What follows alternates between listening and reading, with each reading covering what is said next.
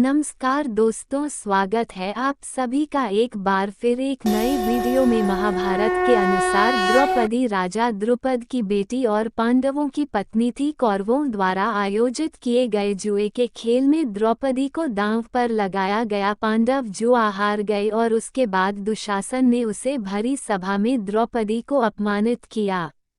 मित्रों, द्रौपदी के चरित्र के ये वो पहलू है जिनके बारे में अधिकांश लोग जानते हैं, लेकिन बहुत कम लोग जानते हैं कि द्रौपदी का किरदार बहुत आदर्श और एक पतिव्रता नारी का है। महाभारत के अनुसार द्रौपदी सुंदर होने के साथ ही साथ बहुत बुद्धिमान स्त्री रही होगी। जब भी पांडव कमजोर पड़े या उन्हें कोई निर्णय लेने में संकोच हुआ, द्रौपदी ने हमेशा एक पत्नी का कर्तव्य निभाया। दोस्तों, महाभारत में द्रौपदी के चीरहरण की कहानी तो आप सभी जानते ही हैं। द्रौपदी 5 पांडव की पत्नी थी, यह भी आप सभी जानते ही होंगे। लेकिन सोचने वाली बात यह है कि द्रौपदी 5 पांडवों से प्रेम कैसे करती थी?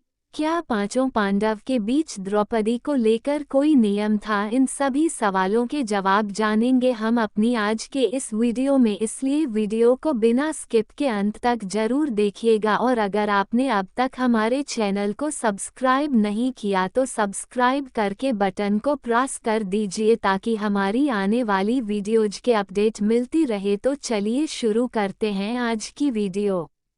दोस्तों, महाभारत से जुड़ी हुई यह कथा उस समय की है जब धृतराष्ट्र की आज्ञा से इंद्रप्रस्थ में राज्य पाकर पांडव धर्मराज युधिष्ठिर अपने भाइयों और द्रौपदी के साथ सुखपूर्वक रहने लगे थे। पांडवों की सेवा भाव से इंद्रप्रस्थ की प्रजा भी काफी प्रसन्नता पूर्वक अपना जीवन यापन कर रही थी। पर एक दिन अचानक जब सभी पांडव भाई राज्यसभा में बैठे थे, उस वक्त बाहर से नारद मुनि आते हैं। देवऋषि नारद को अपने सामने देखकर धर्मराज युधिष्ठिर सहित सभी पांडव भाई खड़े होकर हाथ जोड़कर उन्हें नमस्कार करते हैं और उन्हें अपना आसन बैठने के लिए देते हैं। नारद मुनि के आसन पर बैठने के बाद सभी पांडव भाई अपनी पूरी श्रद्धा से उनका आदर सत्कार करते हैं। पांडवों की सेवा भाव को देखकर देवऋषि नारद मन ही मन बहुत प्रसन्न होते हैं। तभी वहां द्रौपदी आती है और नारद मुनि का आशीर्वाद लेकर चली जाती है। द्रौपदी के जाने के बाद नारद मुनि पांडवों के भविष्य को लेकर चिंता जताते हुए धर्मराज युधिष्ठिर और बाकी भाइयों से कहते हैं कि द्रौपदी तुम सभी भाइयों की पत्नी है, इसलिए तुम लोगों को ऐसा नियम बना लेना चाहिए ताकि भविष्य में तुम्हारे बीच आपस में कोई झगड़ा ना हो, क्योंकि स्त्रियों के पीछे किए गए झगड़े कई बार भाइयों की मौत का कारण बन जाते हैं। नारद मुनि की बातें सुनकर पांचों भाई सन्न रह जाते हैं और फिर थोड़ा रुककर धर्मराज युधिष्ठिर नारद मुनि से कहते हैं कि प्रभु, हम पांचों भाइयों में आज तक कभी द्रौपदी को लेकर कोई मनमुटाव नहीं हुआ और मुझे पूरी उम्मीद है कि भविष्य में भी हमारे बीच कभी ऐसा कुछ नहीं होगा, इसलिए शायद हमें ऐसा कोई नियम बनाने की जरूरत नहीं है। तब नारद मुनि युधिष्ठिर को समझाते हुए कहते हैं कि मैं जानता हूँ कि तुम पांचों भाइयों में बहुत प्रेम है और इसमें कोई दो राय नहीं। जितना प्रेम तुम भाइयों में है उतना प्रेम तीनों लोकों में अन्य किसी भाइयों में होगा, लेकिन मैं तुम्हें ये भी स्पष्ट बता दूं कि नियति को कोई नहीं जानता, इसलिए ऐसी कब क्या जरूरत आन पड़े और तुम्हारे बीच द्रौपदी को लेकर विवाद हो जाए, ये कोई नहीं जानता। इसलिए मैं एक कथा सुनाता हूँ, इस कथा को सुनने के बाद तुम खुद निश्चय कर लेना कि क्या तुम्हें ऐसा कोई नियम बनाना चाहिए या नहीं। दोस्तों, इसके बाद देवऋषि नारद मुनि पांचों पांडव भाइयों को सूंड और उपसूंड की कहानी सुनाने लगते हैं। दोस्तों, आपको बता दें कि नारद मुनि जिस सूंड और उपसूंड की कहानी पांडवों को सुनाते हैं, उनका वर्णन महाभारत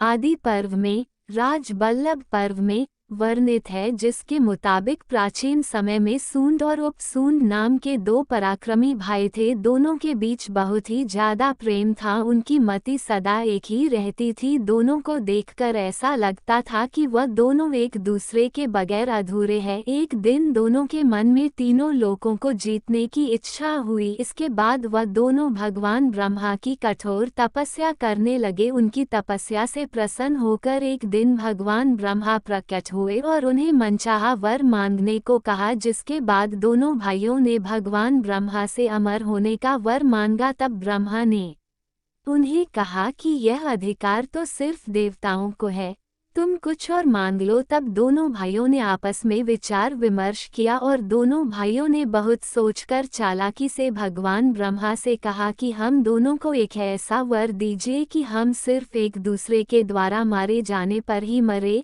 तीनों लोकों में किसी में भी इतना बल न हो कि वह हमें मार सके। तब भगवान ब्रह्मा अपने कहे मुताबिक दोनों को यह वरदान दे देते हैं। वरदान मिलने के बाद दोनों भाई तीनों लोकों में हाहाकार मचा देते हैं। उन दोनों दैत्य भाइयों ने इंद्रलोक पर भी अपना अधिकार जमा लिया, जिसकी वजह से परेशान होकर सभी देवी देवता ब्रह्मा जी के पास गए। तब ब्रह्मा जी ने उनका वध करने के लिए भगवान विश्वकर्मा को बुलाया। भगवान विश्वकर्मा के आने पर ब्रह्मा जी ने उन्हें एक ऐसी सुंदर स्त्री की रचना करने को कहा जिसे देखकर हर प्राणी मोहित हो जाए। तब भगवान विश्वकर्मा ने ब्रह्मा जी के कहने पर एक दिव्या सुंदरी को बनाया। उस सुंदरी के शरीर के अंग सोने की भांति धमक रहे थे, उसके लंबे बाल नयन नक्श किसी को भी मोहित कर सकते थे। भगवान ब्रह्मा ने उस सुंदरी को तिलोत्तमा नाम दिया और उससे कहा, देवी तुम्हारी रचना सूंड और उपसूंड भाइयों के वध के लिए की गई है, तुम्हें उनके पास जाकर अपने रूप से उन्हें मोहित करना है। तुम्हें देखने के बाद उन्हें कोई और दिखाई ना दे, तुम्हें ऐसा प्रयत्न करना है। अब तिलोत्तमा भगवान ब्रह्मा से विदा लेकर अपना कार्य पूरा करने के लिए निकल पड़ी। इधर सूंड और उपसूंड दोनों भाई एक पर्वत पर बैठकर आपस में बातें कर रहे थे। तभी उस पर्वत पर पहुंचकर तिलोत्तमा कनेर के फूल तोड़ते हुए उनकी तरफ बढ़ने लगी। जैसे ही तिलोत्तमा दोनों भाइयों के सामने पहुंची, वह उस पर मोहित हो गए और दोनों उसे अपनी पत्नी बनाना के लिए मचल उठे। जहां सूंड तिलोत्तमा को पत्नी बनाना चाहता था, वहीं उपसूंड भी उसे अपनी पत्नी बनाने के लिए उतावला हो रहा था। तिलोत्तमा को पाने के लिए अब दोनों भाई आपस में बहस करने लगे। धीरे धीरे इनकी बहस लड़ाई में बदल गई। दोनों ही एक दूसरे पर अस्त्रों से प्रहार करने लगे और अंत में दोनों एक दूसरे से स्त्री की वजह से लड़ते हुए मारे गए। इस प्रकार एक स्त्री ने दोनों भाइयों को आपस में लड़ाकर मार डाला। दोस्तों, अब नारद जी युधिष्ठिर से कहते हैं, हे प्रिय युधिष्ठिर, आप 5 भाई हैं और रानी द्रौपदी आप 5 भाइयों की पत्नी है। ऐसे में यह संभव है एक स्त्री आप भाइयों में युद्ध करा सकती है, इसलिए मैं तो आपको यही सलाह दूंगा कि आप लोग रानी द्रौपदी के साथ रहने का नियम बांध लें। जो इस नियम का उल्लंघन करे उसे 12 वर्ष का वनवास दंड स्वरूप दे, जिससे आप भाइयों में एक स्त्री की वजह से कभी लड़ाई नहीं होगी। दोस्तों, इतना कहने के बाद नारद मुनि वहां से चले गए। उनके जाने के बाद 5 पांडव उनकी सलाह को मानते हुए द्रौपदी के साथ रहने का नियम बना लेते हैं। द्रौपदी के साथ कैसे रहना, इसका नियम धर्मराज युधिष्ठिर बनाते हैं, जिसके मुताबिक द्रौपदी हर साल पांडवों में से किसी एक के साथ ही समय व्यतीत करेगी। यानी द्रौपदी 1 साल तक केवल एक पांडव की पत्नी बनकर रहेंगी और जिस समय द्रौपदी अपने कमरे में किसी एक पांडव के साथ होगी, उस वक्त उनके कमरे में कोई और पांडव प्रवेश नहीं करेगा। यदि कोई पांडव गलती से भी इस नियम को तोड़ता है तो उसे सजा के तौर पर 12 वर्ष के लिए वन में जाकर ब्रह्मचर्य का पालन करते हुए बिताना होगा। पर दोस्तों, नियति का खेल कुछ और ही था। एक दिन अर्जुन ना चाहते हुए भी युधिष्ठिर के बनाए इस नियम को तोड़ देते हैं। दरअसल एक दिन की बात है, कुछ लुटेरों ने किसी ब्राह्मण की गाय लूट ली और उसे लेकर भागने लगे। वह ब्राह्मण दुखी होकर पांडवों के महल की तरफ भागते हुए जाता है। उस वक्त महल के बाहर अर्जुन टहल रहे थे। अर्जुन को देखकर ब्राह्मण रोते हुए कहने लगता है कि है पांडव, तुम्हारे राज्य में मेरी गाय छीन ली गई। अगर तुम अपने राज्य की रक्षा सही तरीके से नहीं कर सकते तो तुम संत नहीं, पापी हो। ब्राह्मण की बात सुनकर अर्जुन उसकी मदद करने का फैसला करते हैं, लेकिन अर्जुन के सामने एक समस्या थी।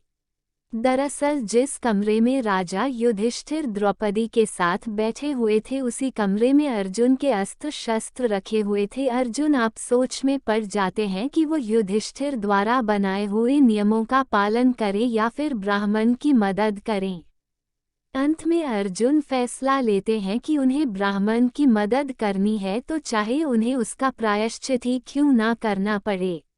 उसके बाद अर्जुन बिना समय गंवाए सीधे द्रौपदी के कमरे में प्रवेश कर गए और फिर युधिष्ठिर से अनुमति लेकर धनुष बाण उठाया और ब्राह्मण की मदद के लिए निकल पड़े।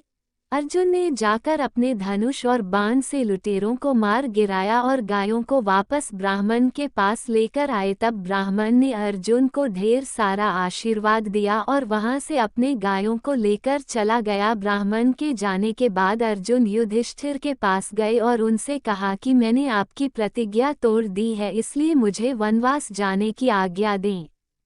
युधिष्ठिर को ये पता था कि अर्जुन ने ब्राह्मण की मदद के लिए उनकी प्रतिज्ञा तोड़ दी है।